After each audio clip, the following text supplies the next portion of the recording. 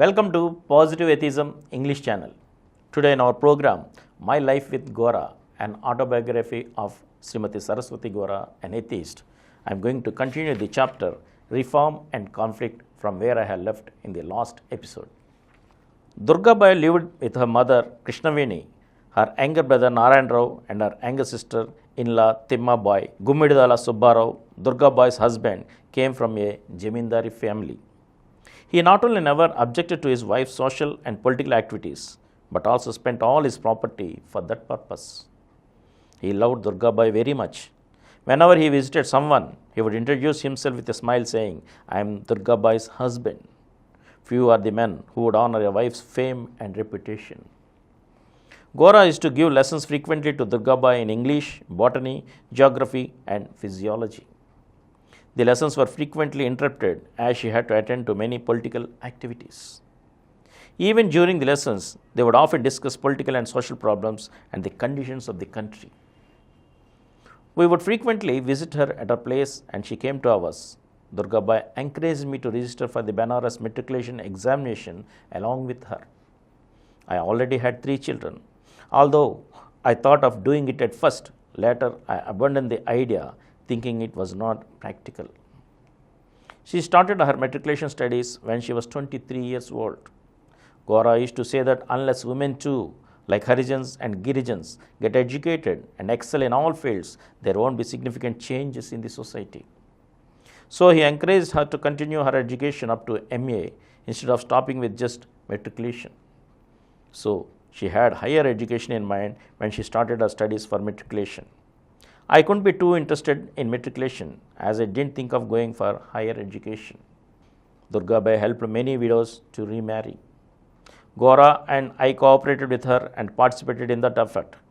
In Uppada, near Kakinada, Uppala Satyanarayana and his parents were providing support for widow remarriages.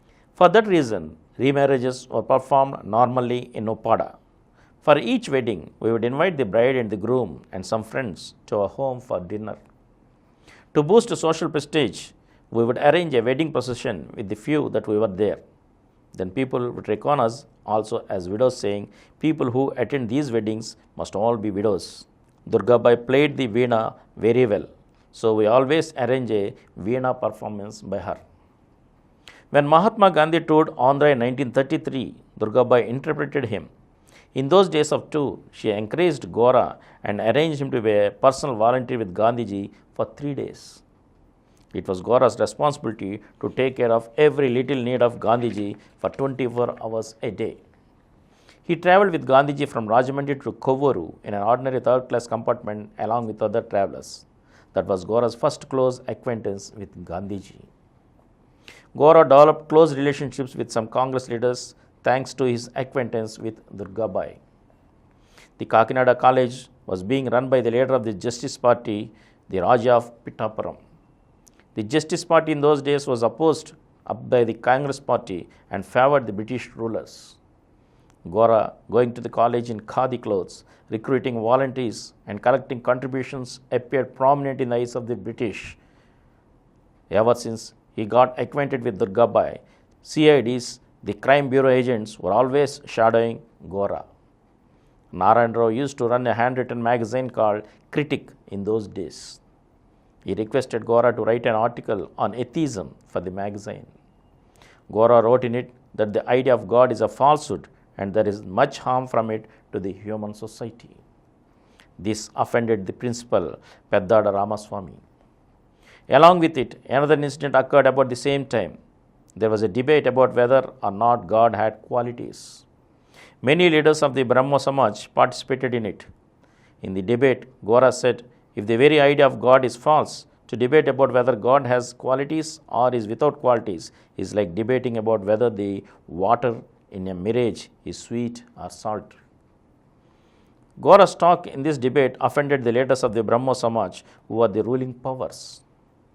On top of it, there was increased pressure from the government on the ruling powers of the college to restrain Gora's Congress activities. Then, the article Gora wrote for the Critic magazine fanned the flames of their anger. The college authorities demanded Gora for an explanation, claiming that his ideas curbed the moral standards of the students. Gora replied and said that he was an atheist, that those ideas were his considered opinions, and that there was no question of changing his mind about them. That was a Saturday evening in April 1933. As usual, Gora and I went to visit the principal at his home. There was no mention of this matter. The principal did not even hint as to what was going to happen. On Monday morning, a note was sent to our home saying that Gora was dismissed from his job. We pondered about what we should do. We had 3 children by then. We had no property to back us.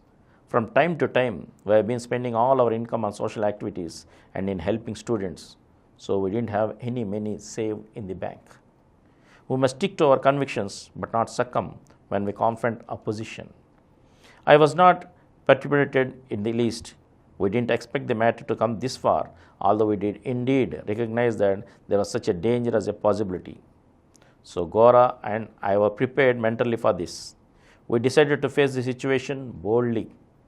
The news of this event spread throughout the town of Kakinada, an event which no one had imagined. And from here, I shall read out in the next episode again. Thank you. For more videos, please subscribe to our Positive Atheism English channel presented by Samaram channels, which has crossed more than 20 crore views.